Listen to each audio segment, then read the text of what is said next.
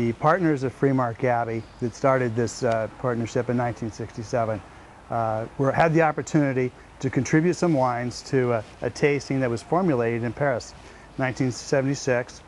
They contributed the 1969 Cabernet Sauvignon and the 1972 Chardonnay. What's interesting to note about the partners of Freemark was they were the only winery that actually contributed 2 wines, and both of those wines scored in the top 10 of the Paris tasting. The Wine Vault is actually a great addition to the tasting room at Freemark Abbey. As you know, Freemark's been around for a long time, and we have this fabulous wine vault downstairs in the cellar, and we thought that we'd bring it upstairs so that our visitors could take a look and see this incredible value that we have here at Freemark Abbey. It's people actually walk in and they start migrating right over to it, and they take a look at all these older vintages as they walk by. We have wines from 1973 all the way through, I think our youngest vintage is 96. This is an incredible teaching moment for people, because we have in America today, we have people that have been drinking wines for a long time. We've got people that have been drinking wines for a relatively short amount of time. And somewhere along the line, everybody's heard that red wine gets better with age.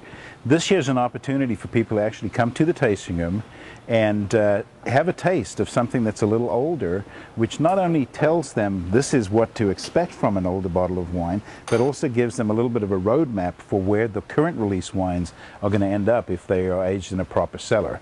You know, our spaghetti sauce is really good the first day you make it, but it's much better the second and the third day. What's happened in the spaghetti sauce is integration of flavors. What happens in a red wine is 2 things.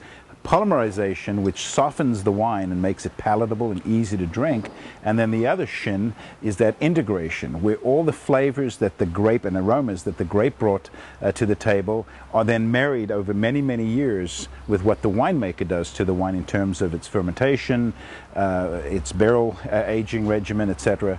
These things marry together, and that's what you have in the older bottle, what the winemaker intended.